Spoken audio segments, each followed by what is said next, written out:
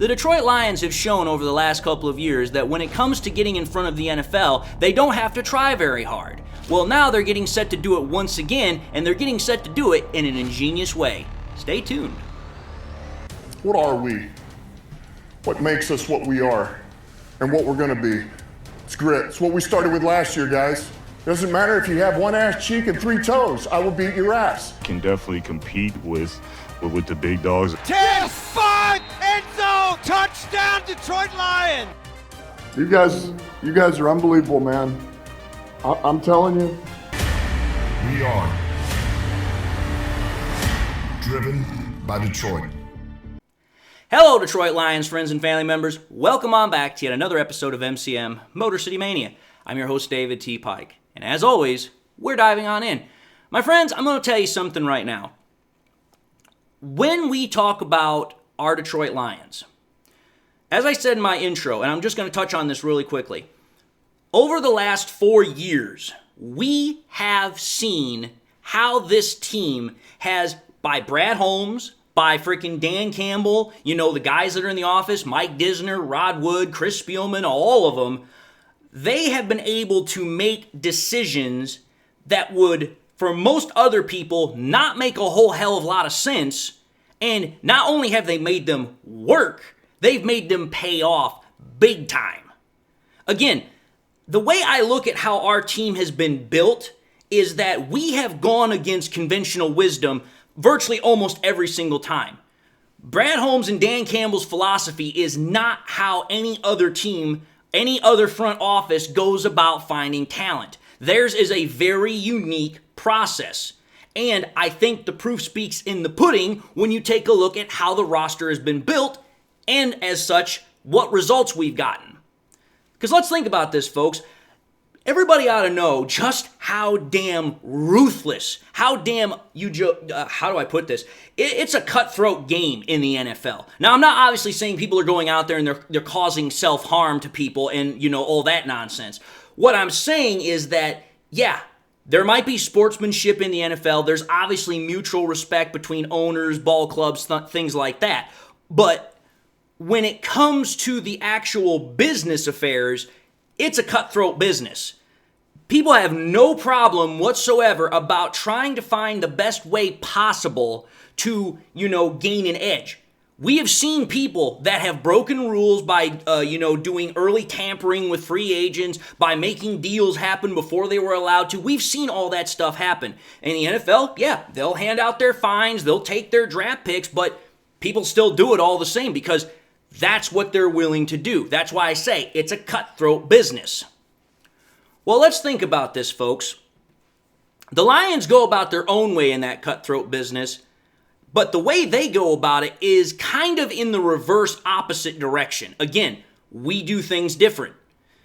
Rather than trying to, get the best person that's right out on the freaking free market or trade for the best person that's available, the Lions rather say, you know what? We're going to go for the best guy that fits us, and we don't care if he's the best talented player out there. We don't care if the media thinks he's the best fit for us. We're going to stick to what we know. Because think about this, folks. We have seen how the Detroit Lions, and again, I've thought about this concept now for a while, and I think I'm actually going to use it. I take a look at the Detroit Lions kind of like the misfits of the NFL. And at one time, that would have been considered an insult, but now I actually consider it a compliment because it's like, listen, take a look at our team. Take a look at how it's built. A good majority of players on our team have come from other teams where they were cast away, they were thrown aside, they were viewed to not be as good as what everyone thought they were, and they were considered to be overvalued. We have quite a number of people that either from prior NFL experience fall into that category, or when they came into the NFL, they had something that was like that. Because when you take a look at how the Lions have truly done their business as far as building the roster, Brad Holmes has the ability to, like I've said before, find things that people don't always look for. It's kind of like, looking through the forest to get to the trees concept. While everybody else is seeing the big freaking forest, he's able to see the individual little details that are all inside that nobody's paying attention to. And I call that, for when it comes to our players, finding the hidden talent and also finding overlooked value. Because again, let's talk about, 5 guys that right off the top of my head fall into that category. And we're going to talk about them each really quickly here. Amon-Ra St. Brown, 17th wide receiver in 2021 drafted, considered to be an average guy, maybe have an average career. Okay, we've seen how that one worked. Jared Goff got traded here, considered by most to be a bridge quarterback. Everybody thought he was sent here to have his career die, and that was going to be the end of Jared Goff. Now what are we looking at? Oh, that's right, something completely different than what was the original narrative. You take a look at Jahmyr Gibbs. Jahmyr Gibbs was a talented running back coming out of college, but when we drafted him at such a high pick, there were quite a lot of commentators, there were quite a lot of analysts that thought freaking Brad Holmes and us had lost our damn minds. And then you take a look at Brian Branch and take a look at Kirby Joseph, our 2 great safeties. When we got Brian Branch, we acquired him in the top of the 2nd round. Everybody was told that this guy was going to be an easy first-round draft pick. Freaking Brian Branch was the story of freaking how a slide just kept pulling and pulling him down, and people thought that, hey, maybe somebody else knows something that I don't know. Well, when it came time for the Lions to pull back up to the freaking plate, Brad Holmes, as he said, he saw him still on the board, and he's like, how has nobody picked this guy? And that's when he made the trade with the Packers, thank you Packers, that's the only time I'm ever going to say that, to actually acquire him. And then when it comes to Kirby Joseph, again, we drafted him in the 3rd round, but when we drafted him, he had just transitioned from playing wide receiver. He was extremely green and raw at playing safety. Yet, take a look at him now. The guy is the freaking ball hawk of the NFL. He leads the league in interceptions. Just saying, folks, it's very interesting how, when it comes to how freaking Holmes and Campbell have gone about their process to building a team, I'm going to say this, they actively look for the misfits for everybody else, and that's where they find that, hey, come over here. We know exactly what to use you for. We have a plan. We have a purpose for you. And again, you see it in the results. You see it in the pudding. Again, we're just going to take a look at this really quickly. Take a look at Jared Goff. Comes here in 2001. Like I said, everybody expects him to be done in a year or two, career die, whole 9 yards. Bridge quarterback, no good, whatever. Since 2021, Goff is ranked 7th in passing completion percentage. He's ranked 4th in passing yards, 8th in passing average, 6th in passing touchdowns, 5th in passing touchdowns, and 6th in passer rating. Plus, on top of that, Goff has a 34-24-1 record with the Lions. He has a 2-1 postseason record. He has 1 division title, 1 Pro Bowl appearance, and 1 NFC Conference Championship game appearance. All that in 4 years. And mind you, that's not even talking about the records that he's done while he's here. Let's just take a look at some of them. Jared Goff is the first quarterback to actually have a freaking 100% completion game that was over 15 attempts. He has established a record that most likely will never be broken. So he established that record. Jared Goff also established the record of having a perfect passer rating game and a perfect completion percentage game in the same season. Jared Goff also set the record for the most 80% completion games in a season with 5. And Jared Goff is tied for the most 140-plus passer rating games and the most 150-plus passer rating games in a season. That's impressive. But here's what makes it even more impressive. All those records I just rattled off, that's not over the course of his career. That's just this year. That's wild. Because, let's take a look to his counterpart, Amon-Ra St. Brown. Like I said, 17th wide receiver off the board. Everybody thought that he was just an average Joe, whatever. Amon-Ra St. Brown knew better. Also, so did freaking Brad Holmes. Because, let's think about it. Ever since 2021, where's Amon-Ra St. Brown ranked? Oh, that's right. He's 3rd in the NFL in receptions, 7th in the NFL in receiving yards. He's ranked 21st in average per catch, but that's not bad. I'll tell you why here. He's also ranked 9th in passing touchdowns that have been caught, so receiving touchdowns. I said that 21st was not all that bad. Here's the reason why it's not bad. Consider the fact that any team is going to typically have 3 wide receivers that play as your starting rotation. And there's 32 teams. That's a hell of a lot of people. Then on top of that, you usually have 2 tight ends, and you also might have a receiving back. The reason I'm putting all that in there is because those numbers I just rattled off have Amon-Ra St. Brown ranked against other players, not just wide receivers. It's everybody. And when it comes to Gibbs, freaking dude, I could talk about Gibbs like ridiculously.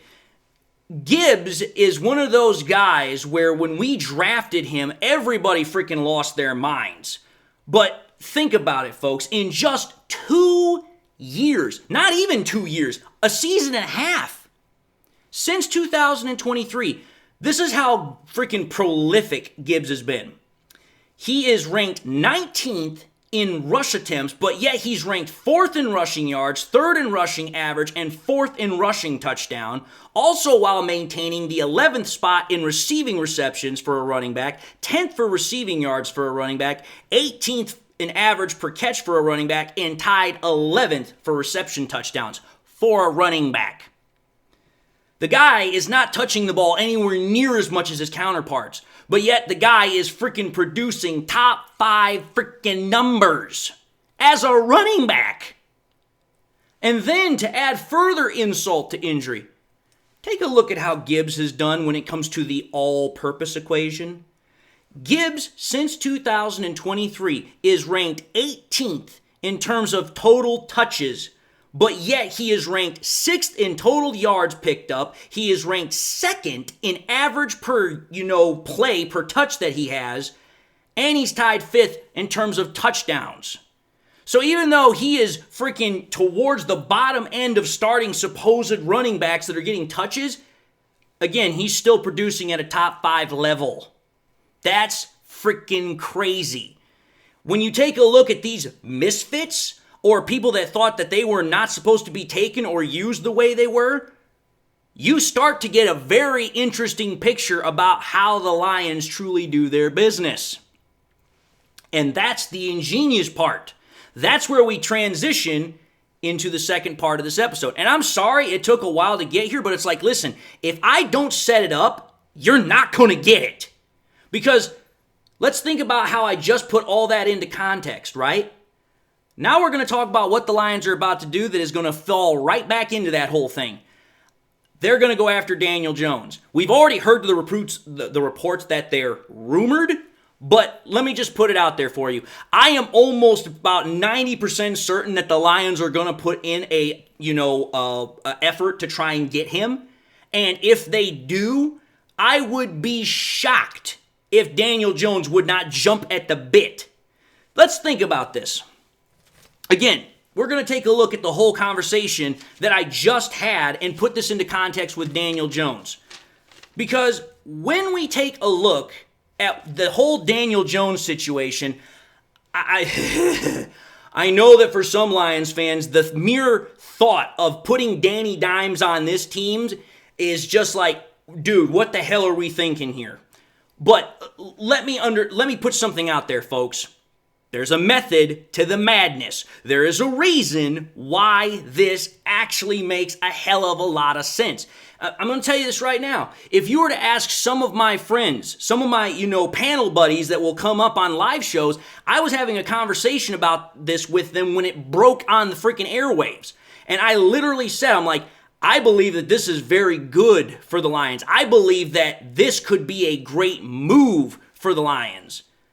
And I still stand by it. I was actually very optimistic about the whole bit, and I'll tell you why. Again, Daniel Jones, for lack of a better word, he fits in exactly with us. This is a guy that was, quite honestly, drafted way too high coming out of college.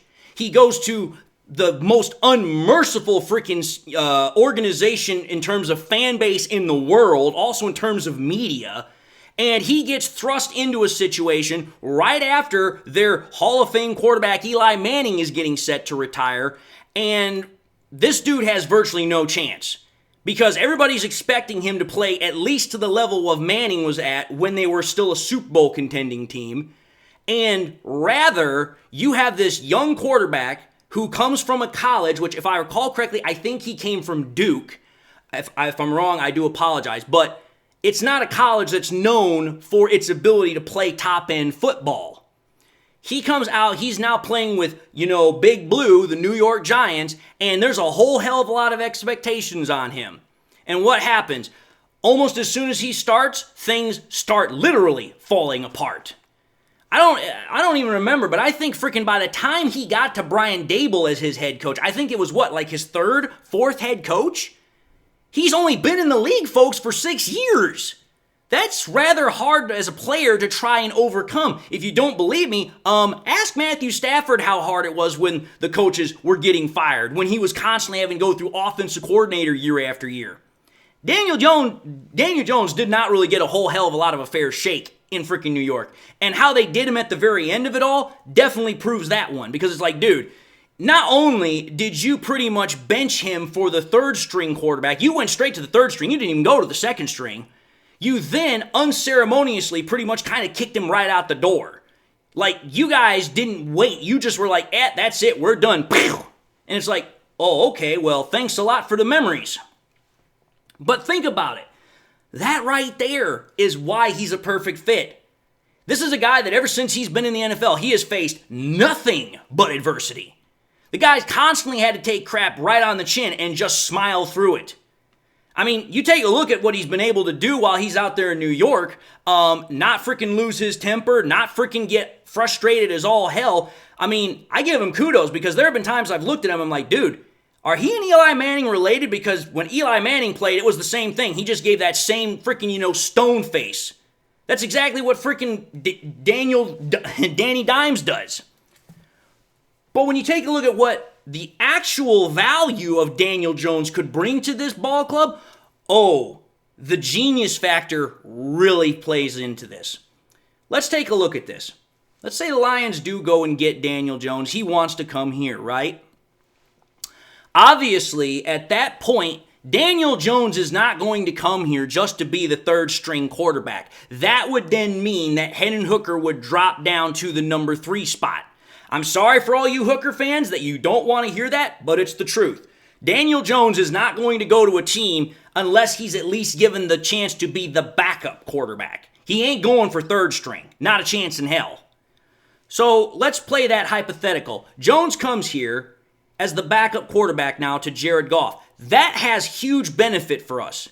Here's why. Daniel Jones, like I said, he's a 6-year veteran. Started in the NFL for 6 years. Yeah, I understand he has not put up really great numbers, but that's 6 years of starting NFL experience.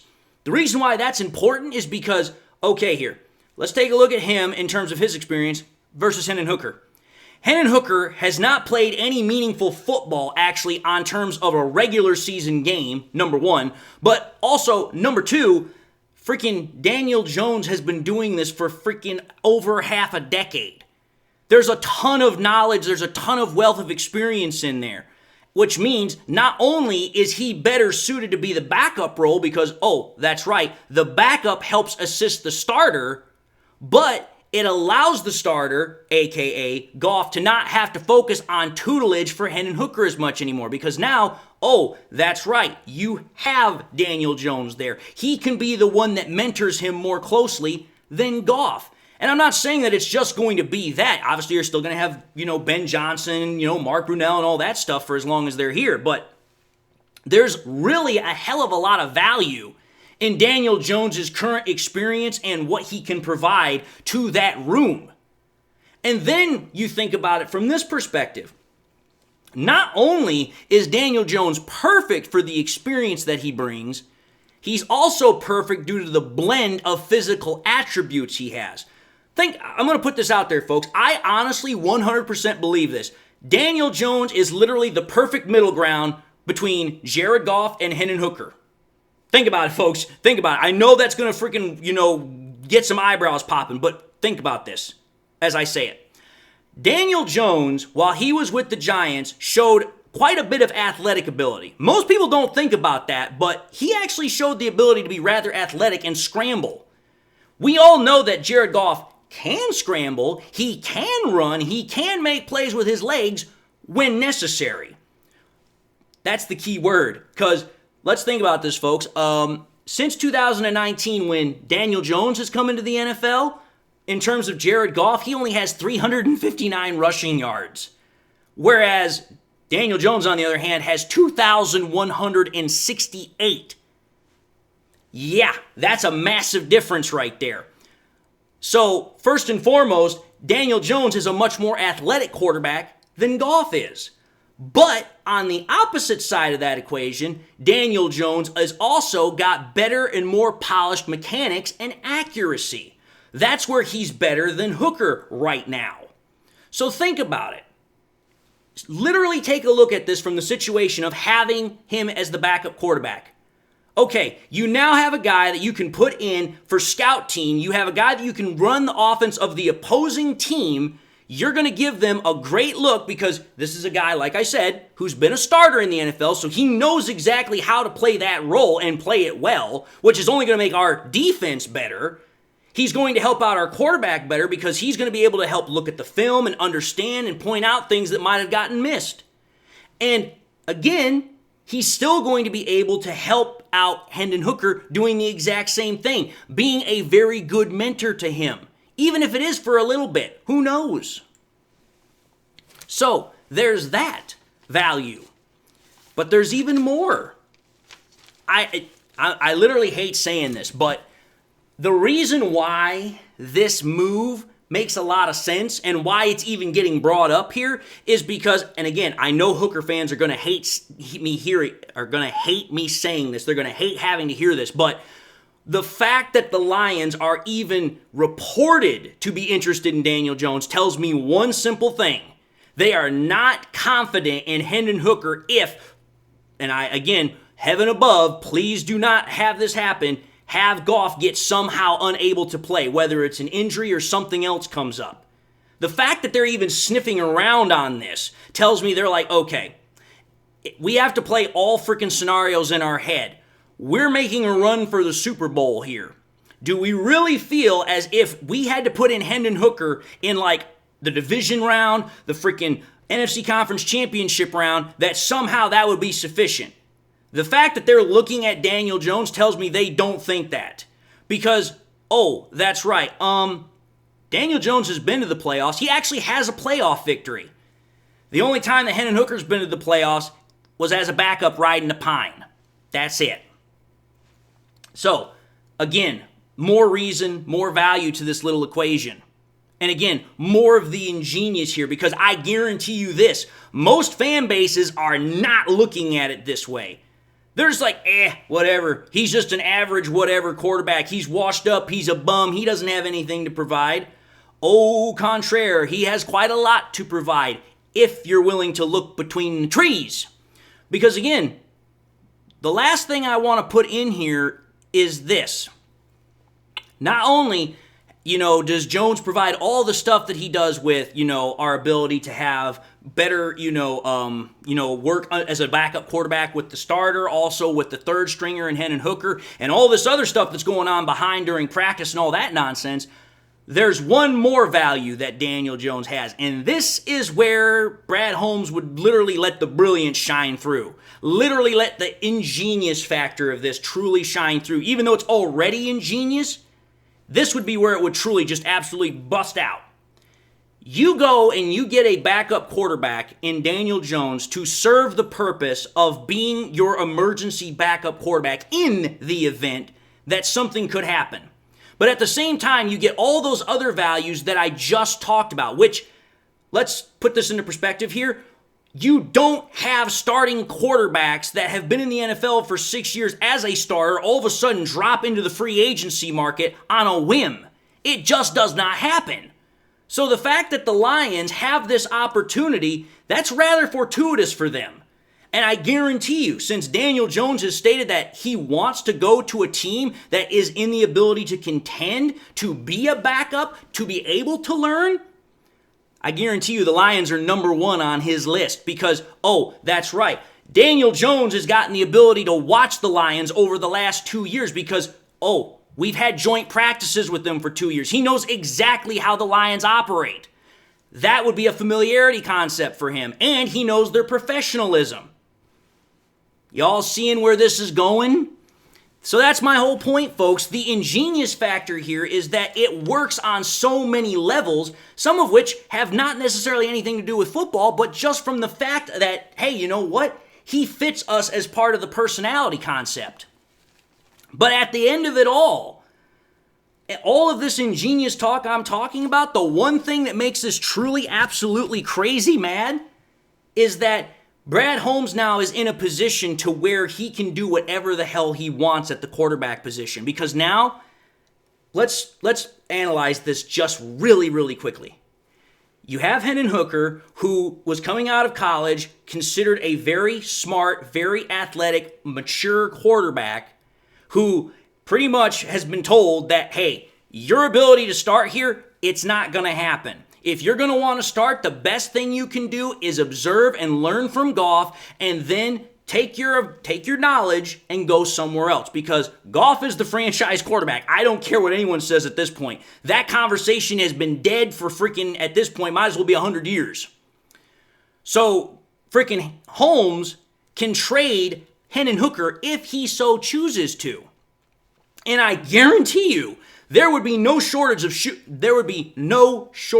suitors. Let's put it this way. If Anthony Richardson could get a first-round draft billing from the Colts, Hendon Hooker, after being 2 years under Jared Goff and Ben Johnson, I guarantee you there are going to be people that are going to be like, oh yeah, let's bring him in. He might have something to provide. There might be something there. But let's just say, Brad Holmes doesn't want to give up on that just yet. He can also still trade Daniel Jones. I guarantee you this, Daniel Jones wants to be a starter still. I guarantee you that's something he would like to do. Now, whether or not it would be right away or he'd like to stay in Detroit and learn as much as he could, that's, again, I don't know. But the point of the matter is that regardless of how it plays out, whether both of them stay and now you have a really solid quarterback room, or you trade one or you trade the other, it's a win-win-win situation for the Lions, because either you'd have the best quarterback room in the NFL as far as talent, experience, and everything else. But also, if you decide to trade, you're going to get some good value for those guys, because right now, the quarterback free agent market is crap. There's nothing there. Daniel Jones, the reason why he got cut, and this is such a big how to do, is because as soon as word was being told that he was getting cut, I think I remember reading it somewhere. I think there were like 12 teams that were already interested in his services. And it's like, dude, this is Daniel Jones here, and he's literally freaking getting the red carpet treatment. That's how bad it is out for the freaking quarterback market right now. And I'm telling you this, it ain't going to get any better when we actually get to the offseason. So if Brad Holmes really wanted to, oh yeah, I guarantee you, he could probably price gouge a little bit and say, yeah, you know what? I'm not going to trade Daniel Jones for a 5th pick. Not even for a 4th pick. You're going to have to give me at least a 3rd. Same thing could be said about Hooker. Oh, you think you're going to get him for a 6th? No, I want a 5th. I want a 4th.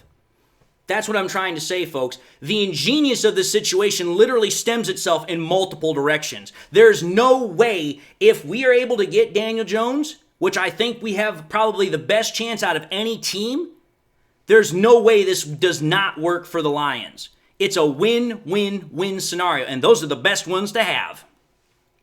But anyway, folks, I've definitely talked quite a bit about this. I've enjoyed it because this is something I enjoy talking about. Having said that, I'm going to end the episode and say thank you all for watching in another episode of MCM Motor City Mania. If you like what you saw, by all means, highly encourage y'all to watch the next episode. Also encourage y'all to do one of these 3 things: like, comment, and subscribe to the channel. If by chance you subscribed in the past and you forgot to do so at the time, I want to highly encourage y'all, please make sure you hit that bell notification icon at the bottom of the page so that way you guys never miss any more content that I push out. Also want to encourage y'all to please share this content with your Lions friends and family members. Share it on YouTube, Twitter, Facebook. Share it wherever and anywhere you possibly can. The more we do it, the greater the channel can grow and spread. And with that, my friends, I just want to say thank you all for watching the content. Whether you're a first-time viewer, this is, the upteenth time you've watched me, I hope y'all got something out of it and you enjoyed it. Also hope that everybody has something in their life that makes them happy, makes them smile. God bless, my friends. And until the next time we meet, I'll see you all in the next episode.